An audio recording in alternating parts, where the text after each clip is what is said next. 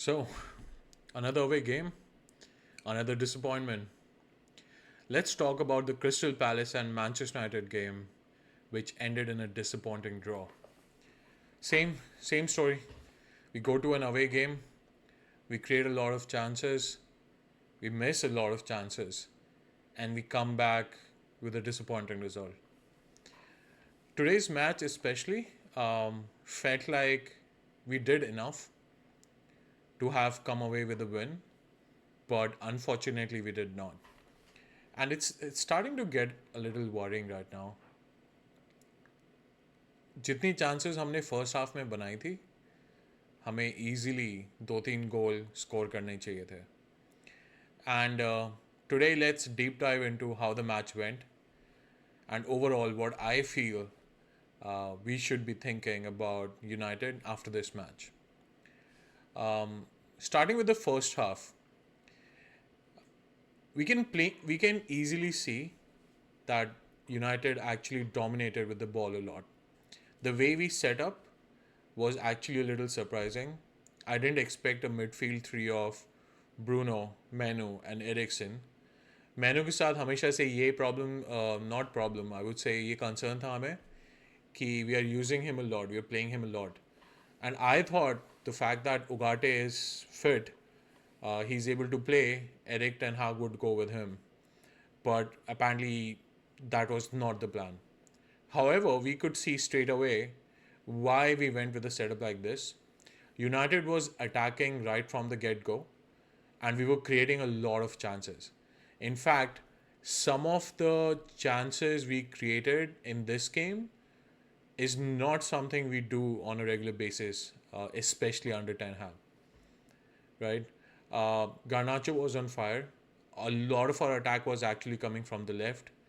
I think Ahmad was struggling a little bit on the right, basically because of the fact that whenever he got the ball, Crystal Palace would send all of the defenders to basically mark him. And I think Joby Crystal Palace का defender था left back में Peters I think was doing pretty well. However, again the same story. Even after creating big chances, United were not able to score. We hit the post, I think twice. Plus, another United ex-player comes back to haunt us, Mr. Dean Henderson. And ये हर match में होता है जो भी हमारा x player है वो आके एकदम से prime Buffon specially goalkeepers right they become prime Buffon and if it's someone else they would be prime of whatever they want to be. For example, Welbeck. I don't think there's any ex-player like Welbeck who's for us because I think he scored the most goals as an ex-player. And Aj Dean Henderson was on the same level. He made some brilliant saves in the first half. And he was basically single-handedly keeping Crystal Palace in the game. I think at one point we were at a stage, I think 35th or 41st minute, जहाँ पे 75% possession was with United, and we had created eight chances, out of which four were big, and guess what? All four missed. Um, the way the story went in the first game was actually something encouraging. I would say, जो minute 1 to 61, as you can see on the screen, we were going with an XG of 2.4. And the way.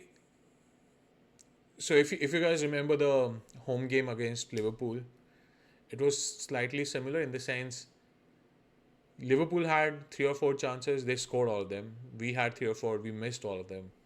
Similar story today also. Even after having a 2.4 XG, we were not able to score even one. We had around 68% possession. And we were in the attacking third 26% of the time. We were possessing the ball a lot. Plus, whenever Crystal Palace got the ball, we had a very good press to retrieve the ball. However, things started changing in the second half after the 62nd minute. This is right after Bruno missing 2 chances, one-on-one with the keeper and failing to score. Again, it's frustrating, but I would also take some encouragement from the first half. The way we created chances was actually pretty good. Um, if you look at this graph particularly, right, you can see how threatening United was right from the get go. Uh, Throughout the game, we had a very high XG, but were not able to score.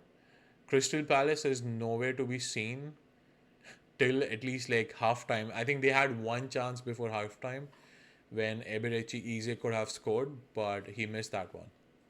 And they could have easily gone 1-0 up in the halftime, even though we dominated everything.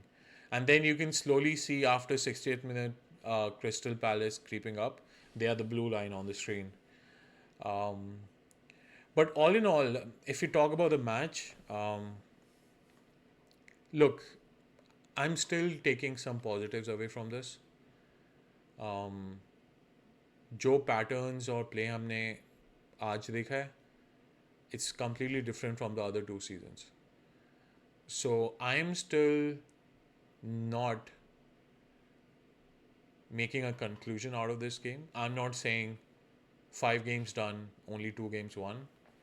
I'm actually looking at the progress we are making in the way we are playing, plus the players that we've added throughout the summer, the way they are being used in the team. And I think Ten Hag ke saath, people changed their opinion a lot just to put him down. When he won 2 trophies, people were saying, "Oh, but Arteta, even though he didn't win anything, the team showed a style of play, progression." Now that in this season we've not won a game, but we are showing that style, then people are like, "Oh, but we've not won anything." So I think we all need to calm down a little bit and think of this as different from the last 2 seasons. One, because now we have Ineos, who've done whatever they could in the summer window to get us new players for Ten Hag. We have a new coaching setup. The way we are playing is very different from the way we were playing in the last 2 seasons.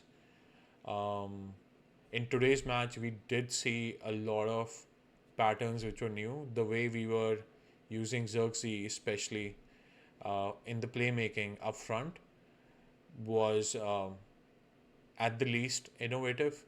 Plus, the way Bruno was being utilized and the way Ericsson was being utilized was refreshing to see.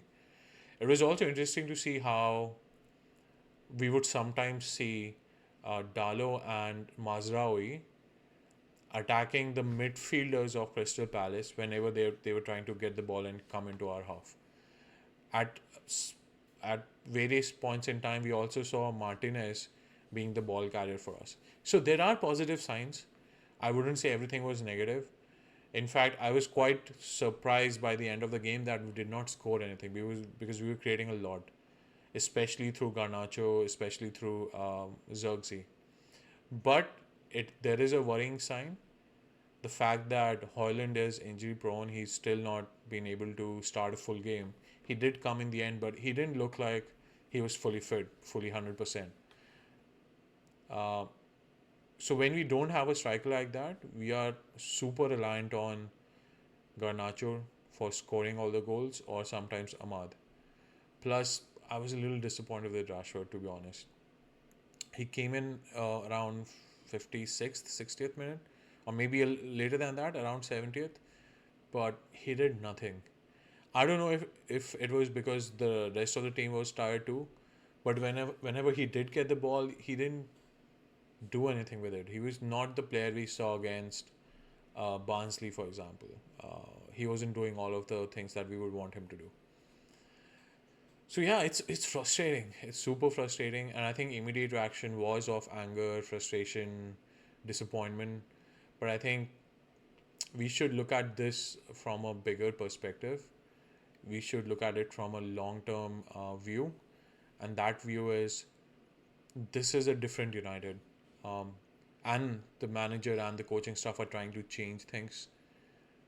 It will take some time for these players to fully, and it will also take some luck for us to start winning again. I still feel by end of the season we will be in a much better position than at least Spurs and Chelsea, so that we can compete with the top four. Right now, I feel like City, Liverpool, Arsenal are way ahead than us.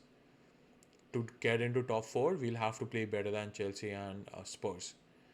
I just, my closing comment would be, I just hope the players don't feel too dejected from this result. In fact, what they should try and do in the next game is build from this. We saw a lot of good things today. We should continue doing them. In fact, even improve on them. But areas where we need improvement, especially at scoring those chances, I think the coaching staff needs to do something about that, and I'm pretty sure they will. So all in all, disappointing, but some of the signs were really encouraging. Hoping we build on that on the next game. Let us know what you guys think. Please comment, um, share this video with your friends. Plus, like, we would like to hear what all of you are thinking and have that conversation going on. Um, but yeah, keep hanging there. I know it's not easy to be a United fan nowadays, but that's what it takes. It takes a lot of patience. It takes a lot of hope. And yeah, let's keep hoping. Thanks a lot. Good night.